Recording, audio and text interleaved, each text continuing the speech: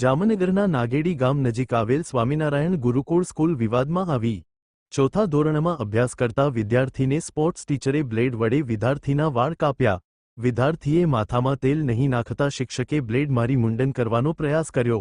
વિદ્યાર્થીના વાલીએ શિક્ષણ અધિકારીને કરી લેખિત ફરિયાદ। શિક્ષણાધિકારી દ્વારા વાલીની ફરિયાદને આધારે તપાસ। હાલ આ બનાવ બાદ શાળા સંચાલકો દ્વારા શિક્ષકને શાળામાંથી બરતરફ કરવામાં આવ્યો। શશીબેન દાસ, ડાયરેક્ટર ઓફ એજ્યુકેશન, સ્વામિનારાયણ ગુરુકુળ, જામનગર। વિપુલ મહેતા, જામનગર જિલ્લા પ્રાથમિક શિક્ષણ અધિકારી। જિલ્લા પ્રાથમિક શિક્ષણાધિકારી અને જિલ્લા શિક્ષણાધિકારી આજે જામનગર જિલ્લામાં આવેલી બે શાળાઓ, એક પ્રાથમિક વિભાગ માટે અને એક માધ્યમિક વિભાગ માટે, બંને શાળાઓમાં વિદ્યાર્થીઓના શિસ્ત વિષયક બાબતને ધ્યાને લઈ અને બે ફરિયાદો વિદ્યાર્થીના વાલી દ્વારા કરવામાં આવેલ છે।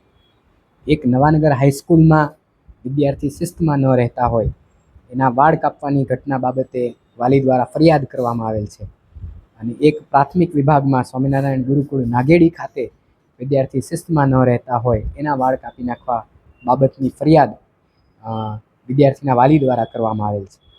બંને કિસ્સાઓ સમાન પ્રકારના છે, પરંતુ આવા પ્રકારની ઘટનાઓ શાળામાં ન જ બનવી જોઈએ અને એ ન બને એ માટે પણ જરૂરી પગલાં લેવા માટે આજે તમામ શાળાઓને સૂચના આપવામાં આવેલ છે।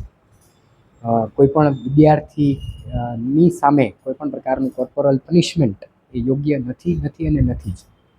એટલે અમારા દ્વારા જિલ્લા શિક્ષણાધિકારી કચેરી અને જિલ્લા પ્રાથમિક શિક્ષણાધિકારી કચેરી બંને દ્વારા આ બાબતે ખૂબ જ ગંભીરતાથી નોંધ લેવામાં આવેલી છે અને આ પ્રકારની ઘટના ન બને તે માટે પણ તમામ પગલાઓ લેવા માટે શાળાઓના આચાર્યશ્રીઓને સૂચના આપવામાં આવેલ છે।